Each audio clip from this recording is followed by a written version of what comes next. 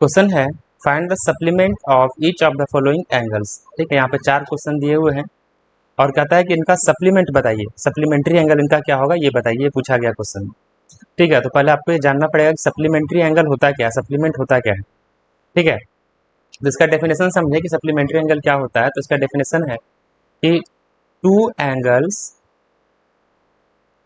Are said to be supplementary.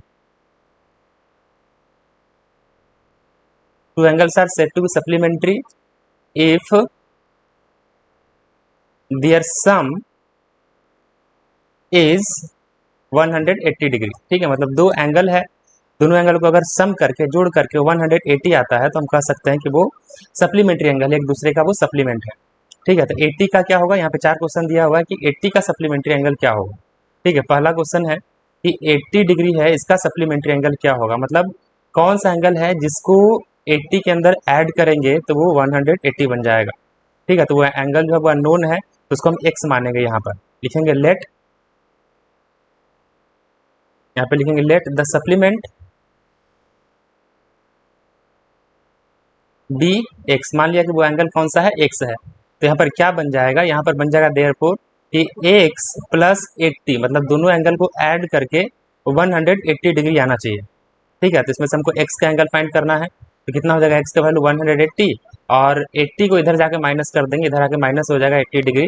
तो x का value जब वो कितना हो जाएगा, 100 डिग्री हो जाएगा, एक्स का वैल्यू 100 डिग्री हो जाएगा। तो हम कह सकते हैं कि एक्स का जो सप्लीमेंट है वो क्या है, 100 है। ठीक है, सॉरी 80 का सप्लीमेंट जो है वो 100 डिग्री है।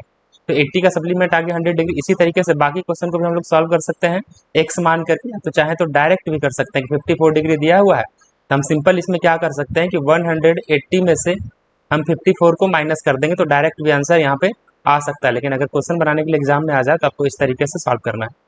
ठीक है, लेकिन डायरेक्ट अगर आपको फाइंड करना है कि इसका सप्लीमेंट क्या होगा तो 180 में से 54 को जो है वो माइनस कर दीजिए, जो भी माइनस करके आएगा वो यहाँ पर हो जाएगा इसका सप्लीमेंट, मतलब ये हो गया 6 2 और 1 126 डिग्री।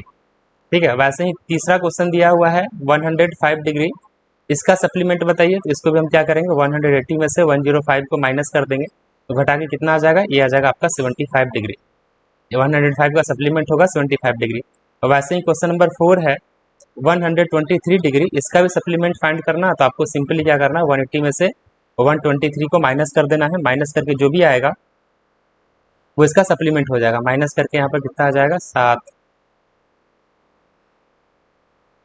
57। ठीक है, 57 डिग्री इसका हो गया सप्लीमेंट।